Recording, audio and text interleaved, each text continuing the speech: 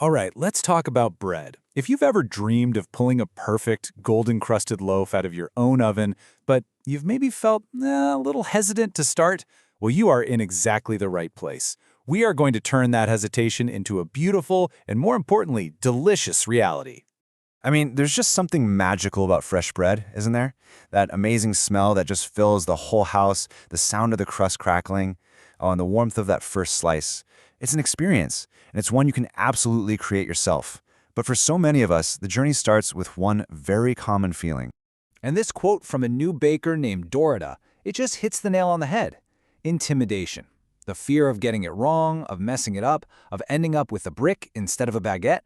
It feels like this huge wall, and today, we're going to smash right through it. So let's start there. Section 1, the intimidating loaf. Let's look that fear right in the eye. If you ever looked at a complex recipe and just thought, nope, not for me, I promise you are not alone. But here's the secret, the big reveal. What if I told you the whole process is built on a foundation that is shockingly, almost ridiculously, simple? Which brings us to Section 2, the 4 simple ingredients. We're going to strip away all the noise and get right down to the core of what makes bread, well, bread. That's it. 4. Seriously. At its heart, real artisan bread, the kind you paid top dollar for at a bakery, it all boils down to just 4 fundamental things. And here they are: flour, water, salt, and a leaven, which is just a fancy word for yeast. That's the whole team. No weird chemicals, no mystery powders, just these 4. All of a sudden, it seems a lot more manageable, doesn't it? So what's the magic trick that makes it rise? It's a process called fermentation, and it sounds all scientific, but think of it this way. The yeast is just eating the sugars in the flour. And as it eats, it kind of burps. It releases carbon dioxide gas, and those little gas bubbles get trapped in the dough, pushing it up. That's it. It's totally natural.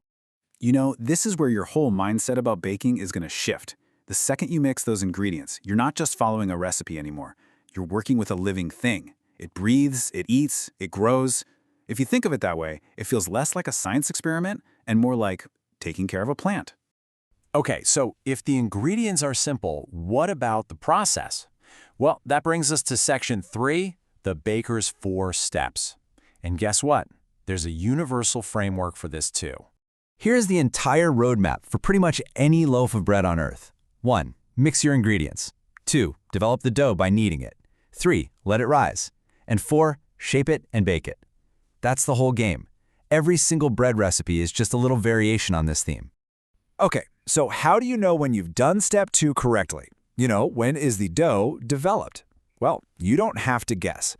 Bakers have this awesome little trick. It's kind of like a secret weapon called the window pane test. And it's so easy. You just grab a little piece of your dough and gently stretch it out.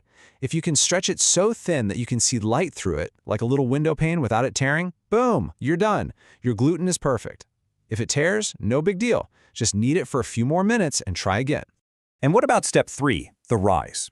Again, we're taking all the guesswork out of it. Forget trying to figure out if it's doubled in size.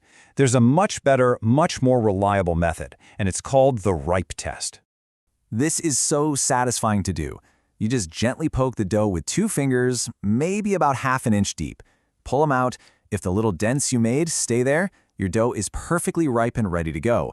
If they spring right back, it just needs a little more time. See? You are in complete control.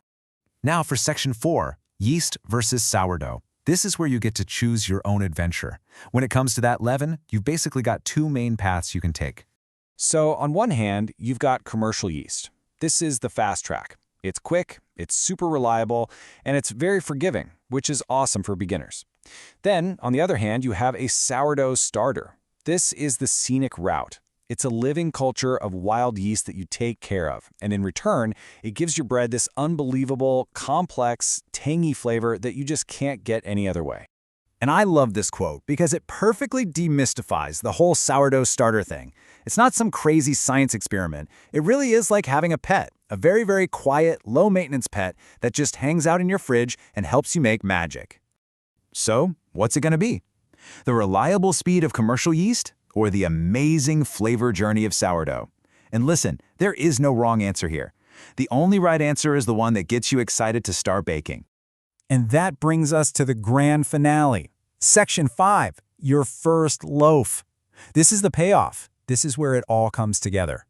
Just look at that. This is what is waiting for you at the end of this journey. That light, airy, beautiful inside that bakers call the crumb. This isn't some impossible dream reserved for master chefs. This is the direct result of following those simple ingredients and those simple steps.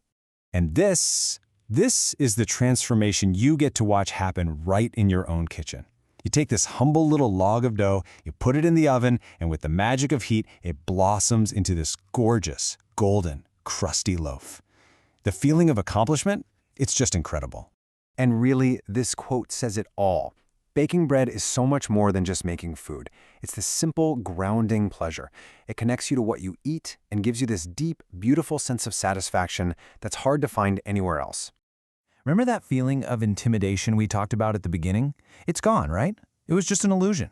You now have the ingredients, you have the 4-step roadmap, and you have the tools to know you're on the right track. The only thing left to do is start.